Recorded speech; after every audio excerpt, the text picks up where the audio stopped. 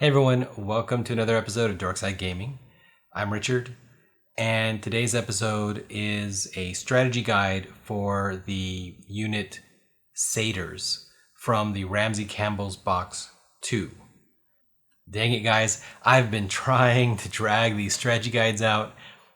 Any day I feel like Onslaught 3 will be here with lots of new boxes and lots of new Cthulhu Wars units to explore and write guides for. But this is it. This should be short, which is something I struggle with. So let's get right into it. Okay, so the Satyrs that come in Ramsey Campbell Box 2, these units, number one, they're pretty ugly. If you look at them, you see, I'm not really sure what's going on here. They've got a big arm, a little arm. It's kind of like the M. Night Shyamalan movie. Also, they're both on the wrong side of the body. They've got kind of like weird little tentacles on the other side of the body. These things are pretty ugly. For the most part, these things are just somewhat generic progeny things of humanity when they delve with monstrous things. Okay, so what do? Well, just like any other independent monster, you pay 2 doom to obtain this legacy card, and then for the rest of the game, you have control of this unit, or of this type of unit. All right, so when you do purchase the Satyr card for 2 doom points, you do immediately gain both a Satyr and a cultist. That's right. You generally wouldn't take control of the Satyr card if you weren't at least down 1 cultist, because it would be a waste if you didn't have any cultists to summon. A Satyr is a cost 2 monster. They have 1 combat die, and they have a special ability. It's an ongoing ability called Fecund. Each time you summon a Satyr, also place an Acolyte Cultist from your pool in the same area. So just like when you summon your first Satyr, every future Satyr will also summon a Cultist. And so that's essentially what the purpose of them are. For the cost of 2, you gain both a 1 combat die monster and you gain a free Cultist. And that's a pretty good return. Depending on your faction, getting 1 combat die for 2 power, knowing that if the cultist survives until the end of the round, you're going to get 1 of those power back. That effectively is a 1 combat die for 1 power. And of course, like all monsters protect cultists from being captured by anything other than Great Old Ones, so it's generally a good deal. It's not going to change your life. It's not going to just suddenly win the game. Like, oh man, I won the game because, well, I mean, you might win the game because you had Satyrs. To be honest, I mean, you might win the game. Sometimes these games are close, and that small edge might be enough to make you win the game. But I'm saying it's not going to be like a swing, like you were losing the game, and now suddenly you won the game. It's going to give you a competitive edge, possibly for the rest of the game, and whether it does or not depends on the faction and really how the other players are playing, which is Cthulhu Wars, right? That's how it is. All right, let's go through each faction because that's what I do. Again, there's not a lot you can do with a Satyr. It's just a 1 combat die monster after you summon it. There's nothing particularly unique that it can do that other monsters can't do. So we're really going to stay focused on who gains the most benefit from the ability to get a 1 combat die monster for 1 power, which is how much it costs if your cultist survives, or alternatively, who benefits from being able to get your cultists back on the board.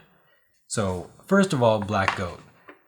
At first glance, I really think that Black Goat looks like a bad deal. Black Goats can get 1 combat die monsters, fungi from Ryugoth, for 1 power if they have Shub-Niggurath and if they have 1,000 young, right? So in that scenario, I think you would be better off paying 1 power for a fungi from Ryugoth and 1 power for a acolyte, because then you get to choose where they are. Yeah, I mean, that's it. The ability to summon more than 1 satyr at a time, and thus more than 1 acolyte at a time, using your fertility cult power, it seems perfect. It seems like a good match, but it really doesn't actually help you most of the time, because usually you want to drag your feet by summoning cheap monsters one by one as long as possible. However, there are those occasional instances where bringing a lot of things out all at once could help, and in that scenario, this is something that you couldn't do before, which is to summon more than 1 acolyte at a time. Okay, so what about the 2 power for 1 combat die? Well, if you have frenzy on your cultists, it's actually 2 combat die for 2 power, which is actually a good deal, especially if you've lost Shub-Niggurath. Because if you've lost Shub-Niggurath, then now fungi from Ryugoth cost 2, and you only get 1 combat die. Whereas with acolytes with frenzy and the satyr, you will get 2 combat dice, because the cultist has its own combat die, and it will give you a power back each turn as long as it survives. I mean, really, it turns out that Black Goat, just like most monsters, I mean, she is the mother of monsters. Really, satyrs are a great pick for Black Goat. Now, what about Crawling Chaos? When you look at Crawling Chaos and you see that a Flying Polyp costs 2 to give you 1 combat die. Now, they have Night Gaunts, but Night Gaunts are 1 cost for 0 combat dice. So again, satyrs turn out to be a great fit just from a numbers perspective. Do you need them? I don't know, because unlike Black Goat, where Black Goat is sacrificing her own cultists for elder signs, so you need ways to bring acolytes back out onto the board, and you might as well get combat dice from the satyrs at the same time. With Crawling Chaos, you don't have a strong reason to lose your acolytes. And I think in general, when I've played Crawling Chaos, I can't remember losing a lot of acolytes. And so it may not be very useful, because if you summon a satyr for 2 to get 1 combat die without an acolyte, then you might as well have gotten a Flying Polyp, because flying polyps have invisibility. Great Cthulhu. All right. Great Cthulhu is kind of hard, honestly, kind of complicated to think about how useful or not useful is the satyr for them. On one hand, you're losing acolytes all the time because your acolytes are being converted into deep ones. On the other, Shoggoths cost 2 power for 2 combat dice. Okay, well, that kind of negates the value, or maybe it gives you more flexibility. With Great Cthulhu and satyrs, you can summon a satyr and an acolyte, and then you can choose to convert, which costs you 2 power. That's 2 power for 1 power generation and 1 combat die. But then you can choose to convert the acolyte into a deep one, and that deep one will then push you over into 2 combat dice. So now you've got 2 combat dice for 2 power. So the flexibility is nice. It doesn't necessarily give you something you didn't have before, but what it does give you is it gives you something that Great Cthulhu is good at, which is surprise and ambush, right? With Cthulhu, you don't know how much combat dice they really have, because they can convert things, or they can eat things with Shoggoths. With Shoggoths eating acolytes in a way to get your acolytes back onto the board using satyrs, I think they're a good match. Surprisingly a good match. Windwalker. In my opinion, Windwalker is a bad combination with Satyrs. The reason being is that Wendigos are a one-cost monster with one combat die and a great special ability with Howl. Whereas Satyrs, when you ultimately subtract the one power for the cultist that you're going to get, the Satyr has no special ability, and Howl is amazing. Number two, Nobkes are probably where you should invest your energy, because when you only have one Nobke back in your pool, it costs one power for 3 combat dice. So Windwalker is so powerful in general, and I think taking Satyrs is just a waste. I don't think there's any scenario where it's really useful for you to take a relatively weak unit compared to their already great units. Opener of the Way. So the problem with Opener of the Way in calculating these kind of values, just from a pure numerical standpoint, is the fact that mutants, well, the million favored ones, you hope will upgrade them, right?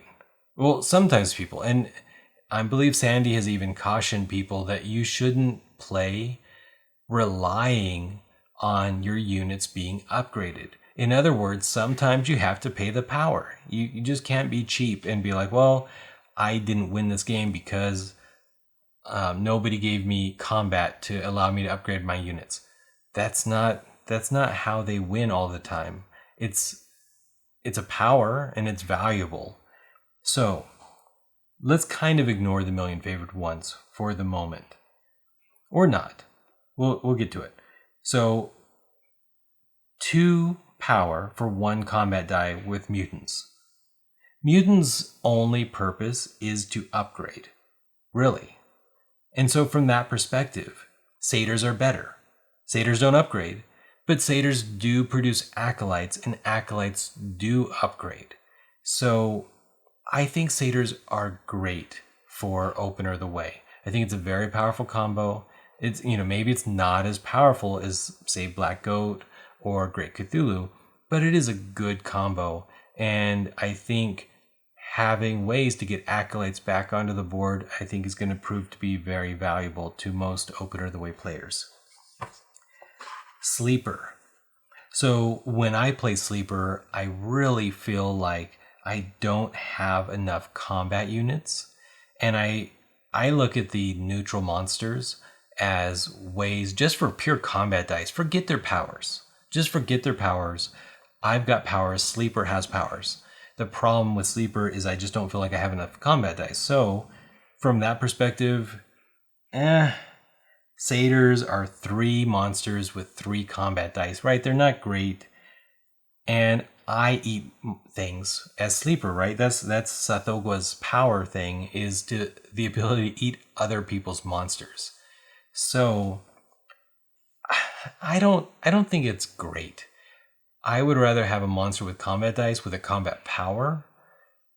But if I felt like my acolytes were being predated upon, then maybe if they're suffering a lot of predation, then I would, and basically anybody would consider acolytes, because the satyrs, the value of satyrs is if your acolytes keep being eaten, then now you get a monster that will protect your acolytes maybe from being eaten. So it's okay. It just doesn't have a lot of synergy, and I look for more out of the monsters, especially because they don't have much combat dice. It would be different if satyrs had 2 combat dice or something. All right, the Chocho. So the Chocho, just like Sleeper, they don't have a lot of combat dice, and defensive units can be useful. However, while Chocho lose high priests all the time, because that's their thing, they literally sacrifice themselves all the time to do things, they don't sacrifice acolytes, and there is discouragement from other players eating your acolytes.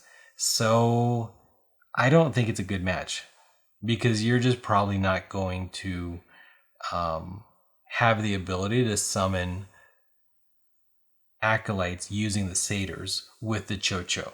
Yellow sign. So with yellow sign, there's a couple different reasons why I don't think Satyrs are great. One, you're probably not going to lose many cultists because with yellow sign, you have a spellbook that discourages people from eating your cultists. So if you don't get a free cultist because there's none, you don't have any that are dead, then why are you going to spend 2 power for 1 combat die? Just right off the bat, Byaki for 2 cost gives you 1 die more than the total Byaki in the battle. So 1 Byaki in the battle, you roll 1 more than the number in the battle, so that's 2 combat dice. That's 1 cost for 2 combat die. It doesn't quite work out that way. If you have 2 Byaki, you don't get 4 combat dice, so you only get 3 combat dice. But still, in all scenarios, the combat die to power ratio is better with the Byaki. So I don't think it's a good match, and I wouldn't really do it unless I was trying to block somebody else from doing it, from getting them. Okay, so that was the Satyrs. Not a lot going on there, but there are some cool combinations, and I think it's worth adding to your collection if you just want to change things up. Also, because certain factions benefit more, like Great Cthulhu, I think that if you have Great Cthulhu suffering, or Black Goat somehow suffering, because I don't even know how. I mean, Black Goat is great, but adding these monsters can help supplement certain factions. And if they're losing a lot, then it's great. And the fact that Satyrs don't help Windwalker is also great, in my opinion, because Windwalker tends to do well at an early skill level of play. I think I'm going to end this here. There's not a lot to say about Satyrs. I've got 1 more unit, and that's it. So we need the Onslaught Box 3 from the last Kickstarter to show up, and then I'll keep making Cthulhu Wars videos. Otherwise, I have exactly 1 more Cthulhu War video coming out, other than my legacy videos, which are a homebrew campaign that I have finished 1 storyline, and it is super cool. It is super cool. So the problem is I don't know how much I don't even know how to talk about it, guys. So what can I share about the legacy game homebrew campaign that doesn't ruin the story? How do you even promote a legacy game? Maybe that's why I don't see a lot of advertising for legacy games, because if you promote it, you've just ruined the legacy game. So post your ideas down below. Also, I have a Patreon. Honestly, right now it's more beneficial for people who like artistic images of cosplayers, because that's what I give as rewards. But if you want to check it out, it's patreon.com/dorksideCookies, which is our pop culture brand. So link in the show notes below. Really appreciate it if you click like, click subscribe, hit that little bell, and till next time, bye guys. Shades of blue color.